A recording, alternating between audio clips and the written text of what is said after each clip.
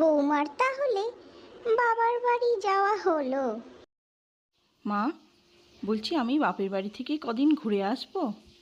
বেশি দিন থাকবো না, দুদিন থেকেই আবার চলে আসবো।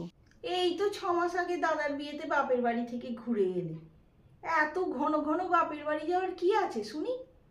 যাও দেখি, ঝটপট করে হাত চালিয়ে সংসারের কাজগুলো আগে শেষ করো।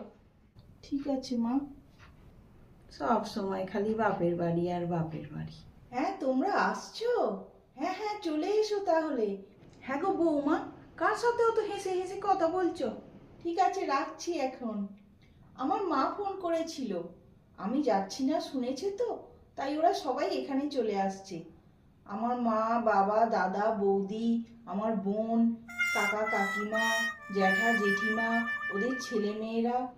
এই দাঁড়াও দাঁড়াও, এক্ষুনি তোমার মাকে ফোন করো, করে বলো তুমি বাপের বাড়িতে যাচ্ছ। ও, আমি যাব তাহলে? হ্যাঁ, যাও যাও।